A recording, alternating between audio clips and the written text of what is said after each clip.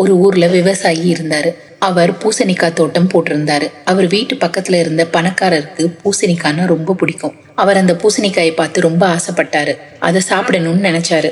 அதை அவர் வாங்கியிருக்கலாம், இல்ல கேட்டு இருந்திருக்கலாம். அவர் அந்த பூசணிக்காயை சாப்பிட நினைச்சு யாருக்கும் தெரியாம அதை எடுத்து சமைச்சு சாப்பிட்டுட்டாரு.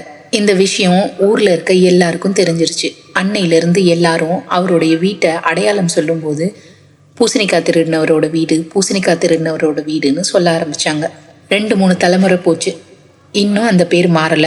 ஒரு நாள் அந்த வீட்டு பையன் வழியில போகும்போது, இவர் யாருன்னு தெரியுதா, இவர் தான் பூசணிக்காய் திருடினவரோட பேருன்னு சொன்னாங்க. அந்த பையனுக்கு ரொம்ப அவமானமா போயிருச்சு. இப்பயோ செஞ்ச தப்புக்காக இன்னமும் இந்த ஊர் மக்கள் நம்மள அவமானப்படுத்துறாங்களேன்னு நினைச்சு ரொம்ப வருத்தப்பட்டான். அதை எப்படியாச்சும் மாத்தணும்னு முயற்சி பண்ணான். ஒரு ஞானி கிட்ட போய் நடந்தது சொல்லி இதுக்கு என்ன தீர்வுன்னு கேட்டான். அந்த ஞானி தினமும் கொஞ்சம் பேருக்கு சாப்பாடு போட சொல்லி சொன்னாங்க.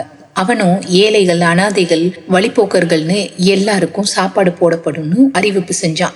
அதே போல தினமும் சாப்பாடும் போட்டான். முன்னாடி பூசணிக்காய் திருடினவங்க வீடுன்னு சொன்னவங்க எல்லாம் இப்போ தினமும் சாப்பாடு போடுற வீடுன்னு சொல்ல ஆரம்பிச்சாங்க. இதுதான் இஸ்லாம் சொல்லுது, தீமையை நன்மையை கொண்டு தடுங்க.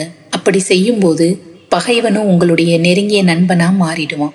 ஒரு பூசணிக்காய் திருட்டு பல தலைமுறையை காயப்படுத்துச்சு. ஆனா அதே குடும்பத்துடைய ஒரு நன்மை அந்த குடும்பத்துக்கு கிடைச்ச கெட்ட பேரை நல்ல பேரை மாத்துச்சு. பூசணிக்காய் திருடினவங்க வீடு இப்ப பசிச்சவங்களுக்கு உணவளிக்கக்கூடிய வீடா மாறுச்சு. இதுதான் பூசணிக்காயை சோத்துல மறைச்ச கதை. அல்லாஹ் நாடுனா அவமானத்தையும் கண்ணியமா மாத்துவான். தீமையை கொண்டு மாத்த முடியாது. ஒரு தீமையை நன்மையை கொண்டு மாத்த முடியும். இந்த பூசணிக்காய் நம்மளுக்கு சொல்லி தந்த பாடம் என்ன? பாவத்தை மறைக்காம பாவத்தை நன்மையால மூடணும். மனிதர்கள் மன்னிக்காம இருக்கலாம், ஆனா அல்லாஹ் மன்னிப்பான். நீங்க செஞ்ச தவறுக்காக கெட்ட பேரை சுமந்துட்டு இருக்கீங்களா?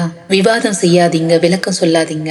ஒரு நல்ல அமல செய்யுங்க. அத அல்லாஹ் உலகத்துக்கே சாட்சியா ஆக்குவான். யா அல்லாஹ், எங்களுடைய பாவங்களை மன்னித்து அதை நன்மைகளாக மாற்றுவாயாக. இந்த கதையில எந்த இடம் உங்க மனசை அதிகமா தொட்டுச்சு? பூசணிக்காய் திருட்டா, 4 தலைமுறை சுமந்த அவமானமா, சதக்காவால கண்ணியமா பேர் மாறின தருணமா? இந்த விஷயங்கள்ல எது உங்க மனசை அதிகமா தொட்டுச்சுன்னு கமெண்ட் செக்ஷன்ல கமெண்ட் பண்ணுங்க.